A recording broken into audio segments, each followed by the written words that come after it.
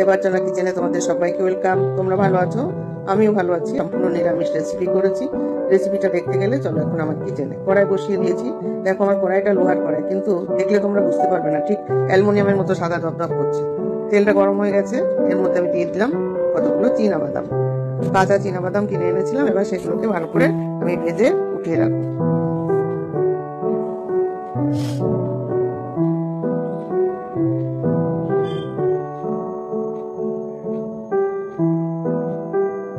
এখন আমি এর মধ্যে একটু লবণ দিয়ে দিলাম, পরিমাণ মতো দেব। লবণ দিয়ে আর সামান্য একটুখানি হলুদ দিয়ে দেবো এর মধ্যে, ব্যাস। এবার এটাকে আমি দিয়ে নাড়াচাড়া করব।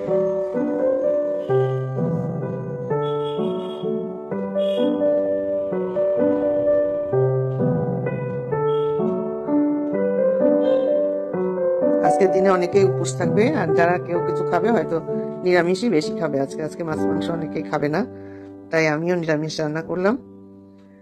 এবার এর মধ্যে দিয়ে দিচ্ছি কটা কাজু বাদাম। চীনাবাদামটা আগে ভেজে নিয়েছি, কাজু বাদাম কম ভাজলেও হবে, ওই জন্য চীনাবাদামটা অর্ধেক ভাজা হয়ে আসলে এখন আমি কাজু বাদামগুলো দিয়ে দিলাম।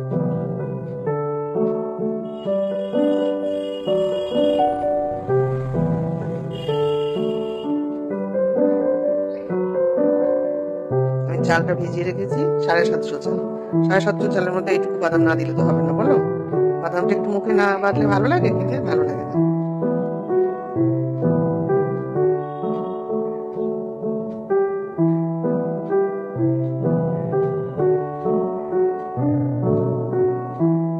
এরই মধ্যে আমি আবার দিয়ে দেবো কতগুলো কিশমিশ দিয়ে দেবো।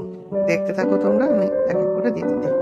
আর একটুখানি ভেজে নিই, এর সাথে কিশমিশ গুলো একবারে আমি ভেজে নেবো। যে দেখতে পাচ্ছ আমার কিশমিশ দিয়ে দিলাম, দিয়ে এটাকে আমি এর সাথে নাড়াচাড়া করে নেবো।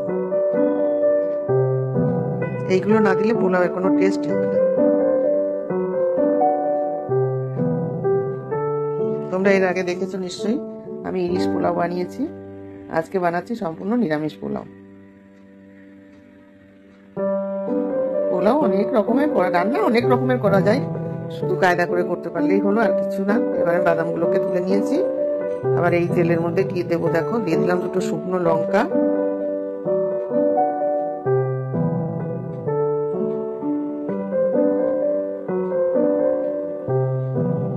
আর দিয়ে দেবো এর মধ্যে একটু আদা কুচি। আদা ঘষে নিয়েছিলাম, সেটাকে দিয়ে দেবো কাঁচা গন্ধটা ছাড়ানোর জন্য। আদাটা ভালো করে একটু ভেজে নেব।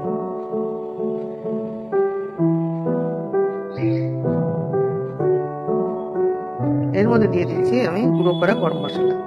আমি আগেই বলেছি গোটা গরম মশলা আমি দেই না, দিলে একদম বিশ্রী লাগে মুখে যখন আটকায়, ওই জন্য আমি গুঁড়ো করে দিই। গরম মশলাটা এর সঙ্গে দিয়ে দিয়েছি। আর ওদিকে আমি চাল ধুয়ে, গোবিন্দভোগ চাল ধুয়ে শুকিয়ে মানে সুন্দর করে রেডি করে রেখেছি। এখন আমি এর মধ্যে দিয়ে দিচ্ছি একটু ঘি, পরিমাণ মতো। যে যেমন চাল নেবে সে তেমন ঘি দেবে। আমি যেহেতু 750 চাল নিয়েছি, 2 চামচ ঘিতে আমার এনাফ। ঘি দিয়ে দিলাম। ঘিটা দিয়ে এবার ভালো করে নাড়াচাড়া করে নেব।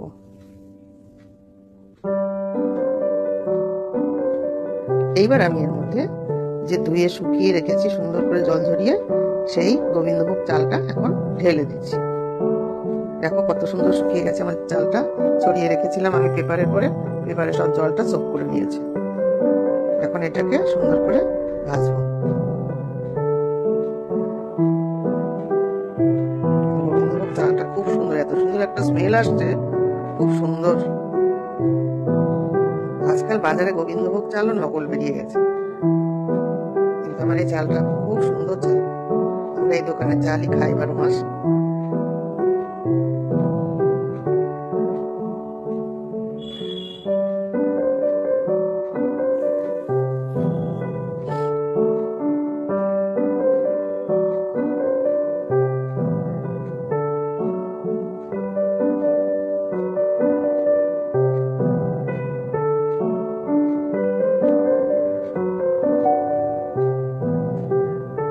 মুড়ির চাল যেমন করে একটুখানি উমচে নেয় না, ঠিক তেমন করে একটু চালগুলো সাদা সাদা হবে গায়ে, তখন বুঝতে হবে যে আমার চাল ভাজা হয়ে গেছে।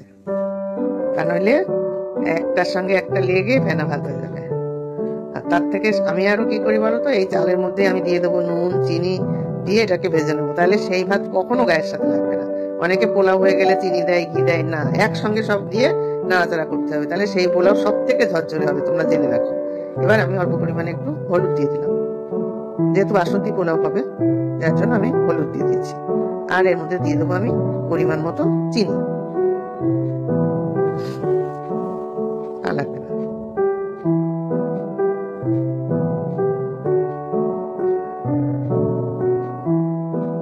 এবার দিয়ে দিচ্ছি পরিমাণ মতো লবণ।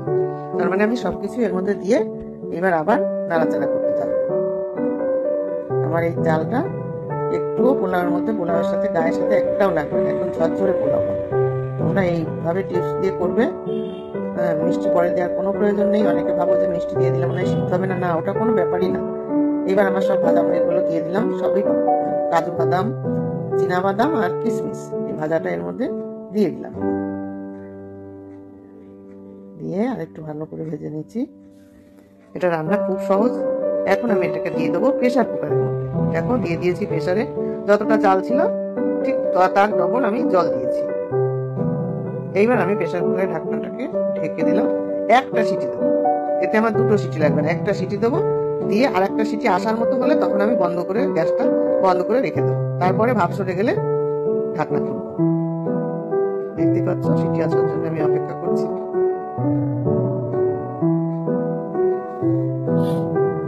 তোমরা এইভাবে করবে। আর বন্ধুরা, আমার এই রেসিপিটা যদি তোমাদের ভালো লাগে তাহলে লাইক শেয়ার কমেন্টস করে আমার পাশে থেকো। হয়ে গেছে আমার রেসিপিটা। এখন আমি দেখো বেড়ে দিয়েছি, সঙ্গে পনিরের তরকারি দিয়েছি। পনিরের তরকারিটা আরেকদিন রান্না দেখাবো। যাই হোক, সবাই ভালো থাকো, টাটা।